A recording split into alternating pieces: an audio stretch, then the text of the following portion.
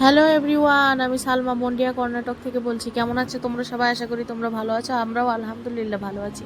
So চলো তোমাদের সঙ্গে আরও একটা ব্লগ ভিডিও শেয়ার করি। এটা ঈদের দিনের ব্লগ। তোমাদের ভিডিও শুরুতে জানাই সকলকে ঈদ মোবারক। আমি জানি একটু ভিডিওটি দিতে দেরি হয়ে গেল, অ্যাকচুয়ালি আমি কিছু কাজে ব্যস্ত আছি। সো নেক্সট ভিডিওগুলো দেখলে তোমরা বুঝতে পারবে। সো এখানে ঈদের দিনের সকালে আমার হাজব্যান্ড গিয়েছিল অ্যাকচুয়ালি ডেরিতে দুধ নিয়ে আসতে। ওই দিন অ্যাকচুয়ালি ঈদের দিনে একটু দুধ বেশি প্রয়োজন হয়, কেননা ক্ষীর, যেটাকে পায়েস বলি আমরা, পায়েস এবং শিরখুরমা বা সিমই যেটাই বলো না কেন, এইসবের জন্য তো ইউজ হয়ই। সো দুধ আনার সঙ্গে সঙ্গে আমার হাজব্যান্ডের প্রথম ফরমাইশ ঈদের দিনের শুরুতেই যে আমাকে একটু চা বানিয়ে দাও। সো এটা তো রুটিন, প্রত্যেক দিন আমার হাজব্যান্ডের জন্য চা বানাতে হয়। সেখানে চা বানিয়ে আমি দিচ্ছিলাম এবং বাইরের ভিডিওটি একটু তোমাদের সঙ্গে শেয়ার করলাম। ভিউটা এত সুন্দর, আমার খুবই ভালো লাগে যখনই রান্নাবান্না করি, বাইরের দিকটা তাকিয়ে তাকিয়ে আমি দেখতে থাকি। এবং ইউজুয়ালি এত সকাল সকাল তো আমরা উঠতে পারি না, অ্যাকচুয়ালি উঠি না। সো এটা 6:30 7 o'clock-এর ভিতরের সময় ছিল। সো একদম নিরিবিলি পরিবেশ, এখানে কিছুই নেই, কোনো আওয়াজ নেই, হর্ন নেই গাড়ির। সো দেখতে খুবই সুন্দর লাগছিল। এবং এখানে আমি সবার আগে বসিয়ে দিয়েছি পায়েসের জন্য দুধ। এটা 3.5 4 লিটার হবে। এখানে দুধ বসিয়ে দিয়েছি এবং ওর মধ্যে দুটো এলাচ দিয়েছি, কেননা দুধ অ্যাকচুয়ালি ভালোভাবে বয়েল হওয়ার পরে আমি রাইসটা অ্যাড করব। সেখানে গোবিন্দভোগ চাল নিয়ে নিয়েছি, এটাকে ভালো করে ওয়াশ করে কিছুক্ষণ আমি অ্যাকচুয়ালি রেখে দিয়েছিলাম। সো একটু শুকিয়ে মতন গিয়েছে। সো তারপর আমি অ্যাড করে দিলাম। সো এখানে অ্যাকচুয়ালি অ্যাড করব এখানে কাজু এবং কিশমিশ, তার সঙ্গে তো চিনি অবশ্যই যাবে, এবং খোয়া ক্ষীর। এটা আমি স্পেশালি অ্যাড করি। তোমাদের হাতের কাছে যাদের খোয়া ক্ষীর নেই তারা অবশ্যই ড্রাই যে এটা মিল্ক পাউডার হয় সেটা অ্যাড করতে পারো, এবং যদি কনডেন্স মিল্ক থাকে ওটাও অ্যাড করতে পারো। আর এখানে আমি তার অ্যাকচুয়ালি দিচ্ছিলাম যেটা সিমাই হয়। সো এখানে আমি যেটা হোমমেড দেশি ঘি হয়, সো ঘরে বানানো ঘি, এটা দিয়েই আমি ভালো করে সিমাইটাকে ভেজে নিব।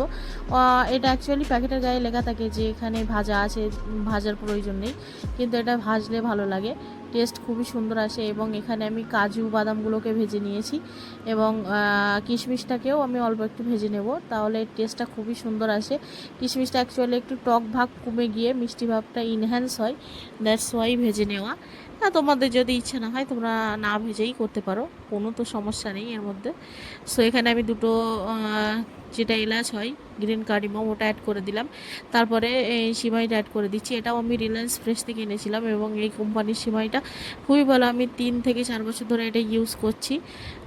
সো এটা খেতে খুবই সুন্দর হয়, টেস্টি হয়, সরু সরু। যাদের তোমরা মোটা সিমাই পছন্দ করো তারা অবশ্যই অন্যান্য কোম্পানিগুলো নিতে পারো।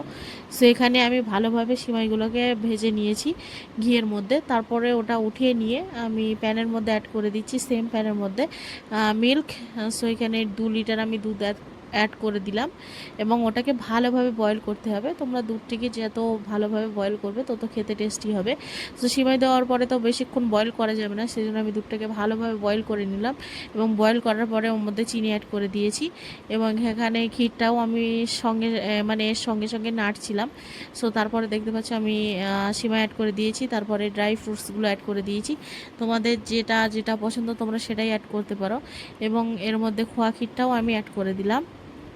আর তোমাদের কাছে খোয়া ক্ষীর না থাকলে বললামই তো, কনডেন্স মিল্ক বা ড্রাই মিল্ক পাউডার যেটাই থাকবে সেটাই দিতে পারো। অ্যান্ড এখানে আমি অ্যাড করলাম অ্যাকচুয়ালি পায়েসে চিনি। সো তারপরে আমি অ্যাড করে দিচ্ছি খোয়া ক্ষীর। আমার হাজব্যান্ডের কনডেন্স মিল্ক পছন্দ না, সেই জন্য আমি খোয়া ক্ষীরটাই অ্যাড করছি। এবং এটা দেখতে পাচ্ছ কতটা ঠিক হয়ে গিয়েছে, ঘন।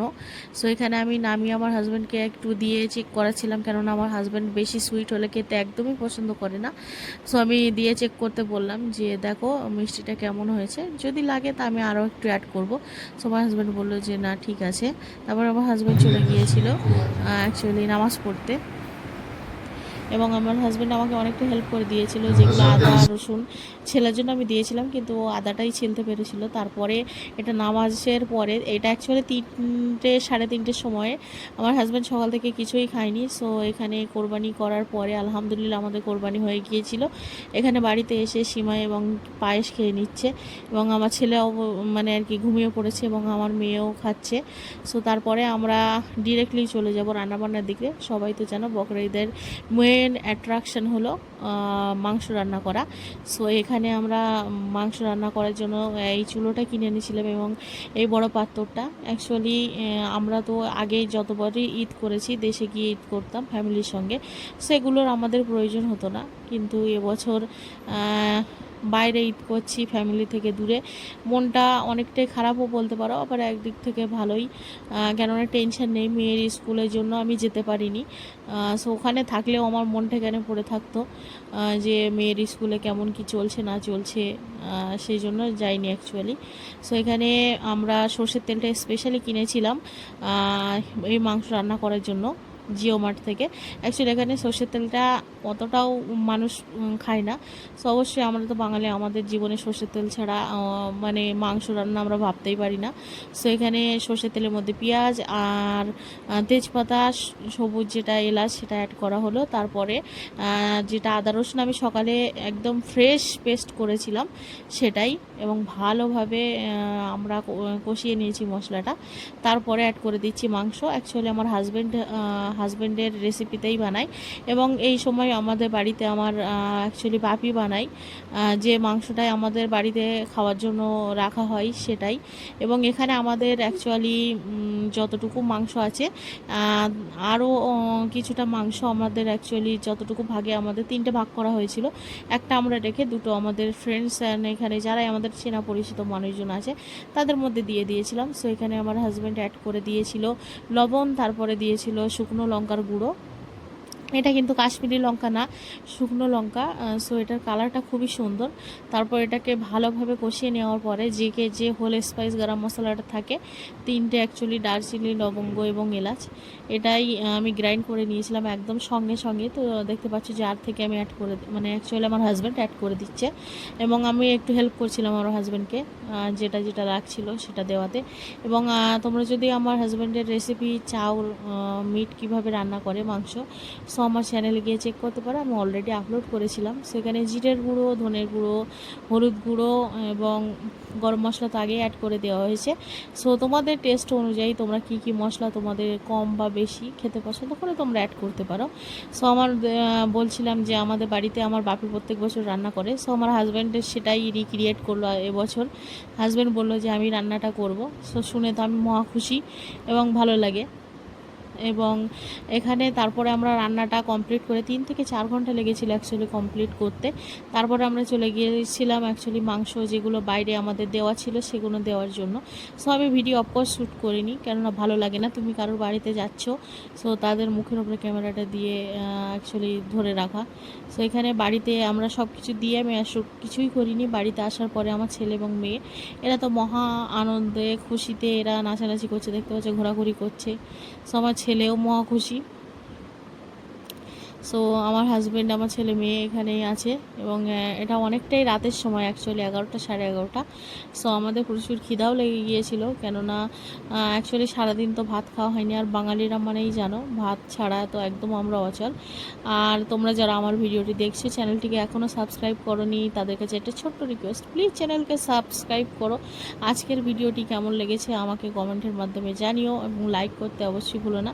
তোমার বন্ধু এবং পরিবারের মধ্যে যারাই ব্লগ ভিডিও দেখতে পছন্দ করে তাদের কাছে আমার এই ভিডিওটি পৌঁছে দিও। সেখানে দেখতে পাচ্ছ মাংসের কালারটা একদম অ্যাকচুয়ালি গোলবাড়ির কষা মাংস যেমন কালার হয় তেমনই এসেছে, এবং একদম আমি গ্রেভি রাখিনি, এটাতে অয়েল মতোই আছে, প্রচুর অয়েল ওঠে।